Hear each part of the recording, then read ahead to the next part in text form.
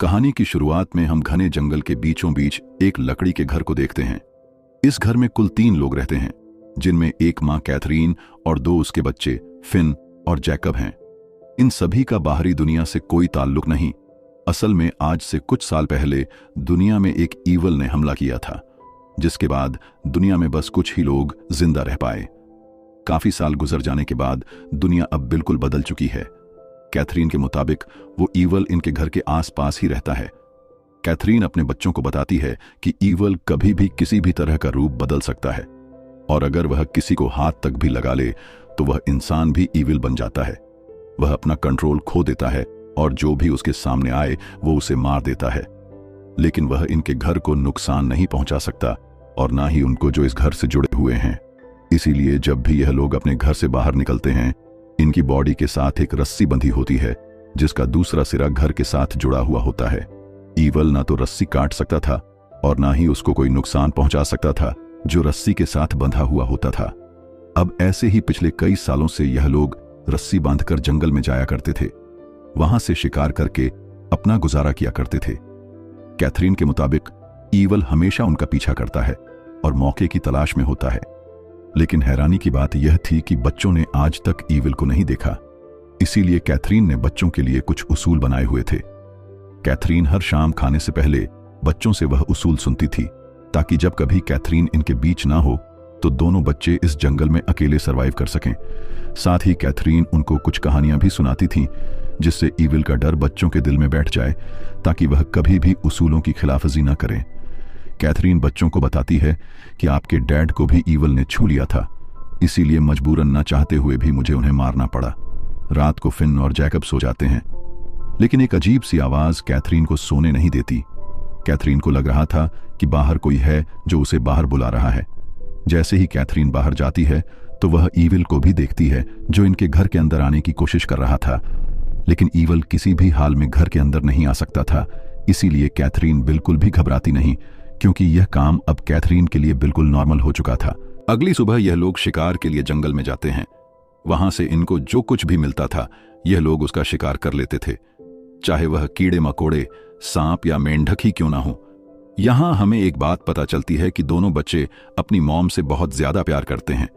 लेकिन फिन हमेशा अपनी मॉम की बात मानता है और उसे अपनी मॉम पर यकीन है कि वह जो कुछ भी बोल रही हैं वह सब सच है। लेकिन जैकब को लगता है कि ईविल नाम की कोई चीज है ही नहीं। इसीलिए जैकब कभी कभी जरूरत पड़ने पर उसूलों को तोड़ भी दिया करता था। जैकब ने आज तक ईविल को नहीं देखा, इसीलिए वह देखना चाहता है कि ईविल आखिर दिखता कैसा है। जैकब अक्सर अपनी मॉम से बाहरी दुनिया के बारे में पूछता है और कहता है कि मॉम, मुझे लगता है कि आप जिससे डरती हैं वो सिर्फ आपका वहम है। हो सकता है बाहर सब कुछ नॉर्मल हो, हमें वहां जाकर देखना चाहिए। लेकिन कैथरीन जैकब से कहती है कि यह सब ईविल का ही काम है। वही तुम्हारे दिमाग में ऐसे ख्याल डालता है ताकि तुम मुझ पर शक करो। ईविल यह चाहता है कि हम में से कोई रस्सी के बिना बाहर जाए और वह उसका शिकार कर सके। अगली सुबह शिकार करते हुए जैकब को एक पेड़ के ऊपर से एक पंछी के अंडे मिल जाते हैं। जब वह उनको उठाता है तब एक अंडा नीचे गिर जाता है। जैकब की रस्सी इतनी नहीं थी कि वह अंडे तक पहुंच पाता। अब अगर जैकब को अंडा चाहिए तो उसे रस्सी खोलकर वहां जाना होगा। जैकब ऐसा करने ही वाला था, तभी वहां फिन आकर उसे रोक लेता है। फिन कहता है कि रस्सी खोलते ही ईवल तुम पर हमला करके तुम्हें मार देगा, इसलिए अच्छा यही है कि हम चुपचाप घर वापस चले जाएं। जैकब पहले तो कुछ नहीं कहता, लेकिन वापस जाते हुए जैकब गुस्से में आकर फिन की रस्सी पर पांव रख देता है, जिससे फिन फिसलकर नीचे गिर जाता है और उसकी रस्सी खुल जाती है। नीचे गिरते ही फिन का पांव पेड़ की शाख में फंस जाता है। जैकब अब फिन की मदद के लिए नहीं जा सकता था, क्योंकि रस्सी छोटी थी। इसीलिए वह अपनी मॉम को बुलाने के लिए सीटी बजाता है। कैथरीन सीटी की आवाज सुनते ही घबरा जाती है और भागती हुई अपने बच्चों की तरफ जाने लगती है। लेकिन मसला यह था कि कैथरीन की रस्सी भी वहां तक नहीं पहुंच पाती। कैथरीन अब अपने बच्चों को बचाने के लिए जल्दी से रस्सी खोलती है और दोनों बच्चों को बचाकर ऊपर ले आती है। तभी हम ईविल को देखते हैं, जो एक ओल्ड लेडी के रूप में इनके पास आती है। लेडी की सांप की तरह जुबान थी और वह बहुत डरावनी लग रही थी। लेकिन अच्छी बात यह थी कि कैथरीन ने लेडी के आने से पहले ही अपने 7 बच्चों को रस्सी से बांध दिया था। ईविल कैथरीन को नजर आ रहा था, लेकिन बच्चे उसको नहीं देख पा रहे थे। लेकिन बच्चों और लेडी के डर से हम इस बात को समझ सकते हैं कि ईविल उनके पास ही है। जैसे तैसे यह लोग अपनी जान बचाकर घर आ जाते हैं। कैथरीन को फिन और जैकब पर बहुत गुस्सा आया हुआ था, इसीलिए वह उन दोनों पर बहुत ज्यादा चिल्लाती है। कैथरीन ने अपने घर में एक छोटा सा बेसमेंट बनाया हुआ था, जिसमें वह अपने बच्चों को सजा के तौर पर बंद कर दिया करती थी, ताकि बच्चों को अंधेरे में डर लगे और बच्चे ईविल के लिए अपना डर दिल में रखें, ताकि वह उससे अपनी हिफाजत कर सकें। जंगल में रस्सी खुलने के बाद फिन बिल्कुल ठीक था, इसीलिए जैकब का यकीन और भी ज्यादा बढ़ जाता है। एक दिन जैकब फिन से पूछता है, जब तुम्हारी रस्सी खुली थी तो क्या तुम्हें कुछ अजीब महसूस हुआ? तब फिन कहता है, मुझे कुछ याद नहीं। लेकिन जैकब कहता है, मुझे सब याद है। जब तुम्हारी रस्सी खुली थी तब कुछ भी नहीं हुआ। इसका साफ मतलब यह है कि हमारी मॉम सिर्फ वहम करती है और ईवल नाम की कोई चीज है ही नहीं। मुझे यकीन है कि बाहरी दुनिया बिल्कुल वैसे की वैसी ही है, लेकिन फिन को अपनी मॉम की बातों पर यकीन था, इसीलिए वो जैकब की बातों पर ज्यादा ध्यान नहीं देता। एक दिन जैकब और कैथरीन अपने ग्रीन हाउस में कुछ सब्जियां लगा रहे थे। तब जैकब अपनी मॉम की कमर पर एक सांप का टैटू देखता है। तब कैथरीन बताती है कि मुझे ईविल अक्सर सांप की शक्ल में दिखाई देता है, इसीलिए मैंने सांप का टैटू बनवाया ताकि ईविल मुझे पहचान ना सके। तब जैकब बहुत प्यार से कैथरीन को समझाने की कोशिश करता है। वो कहता है, मॉम, हो सकता है बाहर की दुनिया बिल्कुल ठीक हो, हमें बाहर जाकर देखना तो चाहिए। ऐसे कैसे हो सकता है कि पूरी दुनिया में सिर्फ हमारा घर ही बचा है? तब कैथरीन जैकब को समझाती है कि तुम शुक्र करो कि हमारा घर सेफ है, नहीं तो अब तो हम में से कोई भी जिंदा ना होता। अब ऐसे ही काफी महीने और भी गुजर जाते हैं। जैकब को अपनी मॉम की बातों पर अभी भी यकीन नहीं होता। अब तक तो वह पक्का यकीन कर चुका था कि उनकी मॉम उनसे झूठ बोल रही हैं। अब तो इनके पास खाने को भी कुछ नहीं, इसीलिए यह लोग पेड़ों के पत्ते और शाखें खाकर गुजारा करते हैं। एक रात जैकब फिन को फोर्स करता है कि हमें यहां से निकलना होगा। मुझे यकीन है कि बाहर कोई भी खतरा नहीं, लेकिन फिन कहता है कि हम मॉम को ऐसे अकेला नहीं छोड़ सकते। तब जैकब कहता है, अगर हम यहां रहे तो हम भूख से मर जाएंगे। इससे बेहतर यही है कि हम यहां से निकलें और अपनी मॉम के लिए भी कुछ ला सकें। अब इन दोनों की सारी बातें कैथरीन बाहर खड़ी होकर सुन रही थी। अगली सुबह कैथरीन अपने बच्चों को एक पुराना कैमरा और साथ कुछ पिक्चर्स दिखाती है। इसके बाद कैथरीन अपने साथ बच्चों की भी एक पिक्चर बनाती है, क्योंकि उसे भी लग रहा था कि अब उसके बच्चे उसे छोड़कर चले जाएंगे। कैथरीन अपने बच्चों को कहती है कि हमारे पास अब खाने को कुछ भी नहीं, इसीलिए हमें अब ना चाहते हुए भी अपने डॉग को मारना होगा।